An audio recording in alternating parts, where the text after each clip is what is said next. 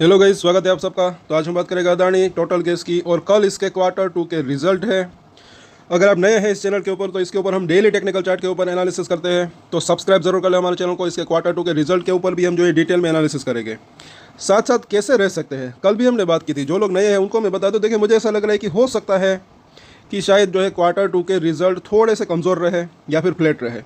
इसी वजह से जो है ये अभी ये करेक्शन आया है ऐसा लग रहा है। क्योंकि देखिए मुझे ऐसा लग रहा है कि बाज़ार जो होता है ये पहले से ही जो है प्रिडिक्ट करने की कोशिश जो है वो करता है इसका रिजल्ट कैसे आ सकता है। इसी वजह से ये बिना वजह, मतलब कि पहले तो जो है बाजार का भी अंदर करेक्शन था, लेकिन उसके बाद इसके अंदर भी पहले से भी करेक्शन थोड़ा बहुत था इसके अंदर।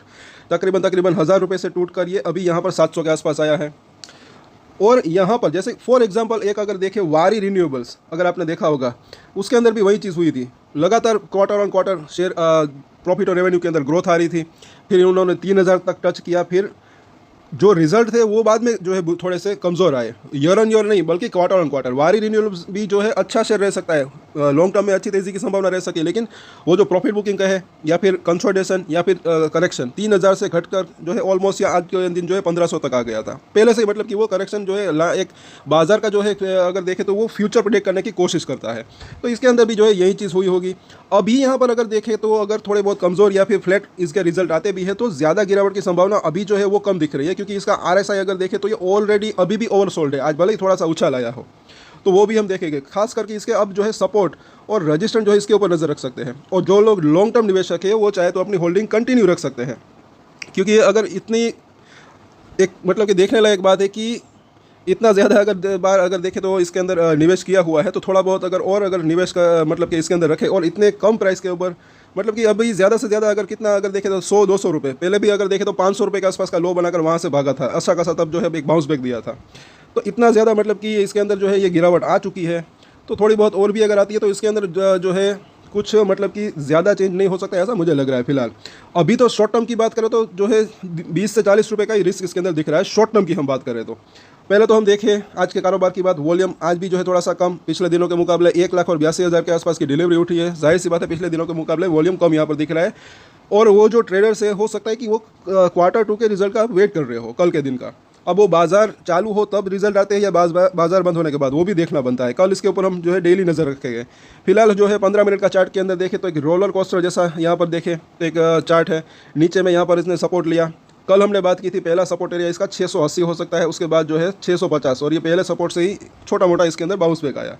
अब यहाँ पर ज़रा देखें वीकली चार्ट के ऊपर जो है निचली लाइन 706 है, अभी भी उसके नीचे कामकाज हो रहा है। डेली चार्ट के ऊपर देखें तो 697 नीचे इसके गया, उसके बाद वहाँ से एक बाउंस बैक दिया, इसके ऊपर हल्का सा इसने क्लोजिंग दी।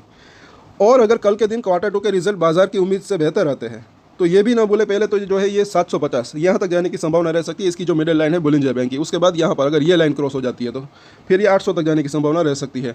अभी भी यहाँ पर आरएसआई अगर देखेंगे तो 26 के ऊपर है, अभी भी ये ओवरसोल्ड है, हल्का सा ऊपर नीचे से ऊपर गया है।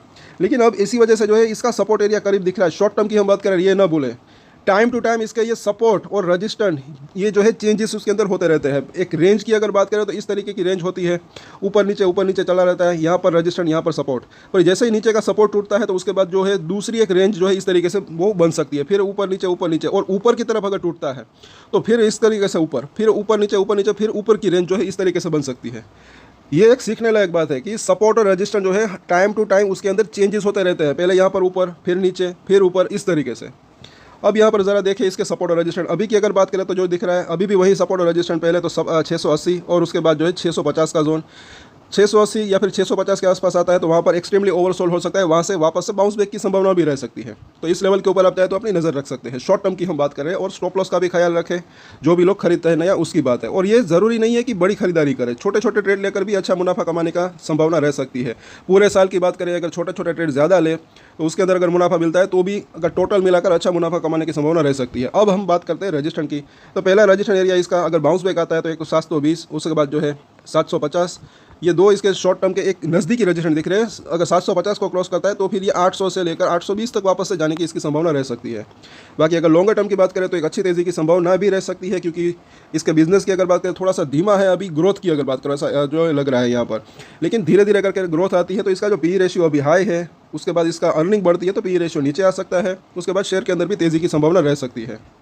सो ओवरऑल अगर देखें तो क्वार्टर टू के रिजल्ट की भी हमने शुरुआत में बात की, वही सिचुएशन यहाँ पर आती हुई दिख रही है। लेकिन कैसा आता है रिजल्ट वो देखना बनता है, क्या चौंकाता है बाजार को, क्या अच्छी ग्रोथ आती है नहीं वो देखना बनता है। वैसे मुझे ऐसा लग रहा है कि अगर एक अनुमान की बात करें तो रेवेन्यू अगर देखें तो उसके अंदर तो बढ़त देखने को मिल सकती है, प्रॉफिट कितना रहता है वो देखना बनता है, क्या प्रॉफिट मार्जिन घटते हैं या नहीं वो देखना बनता है।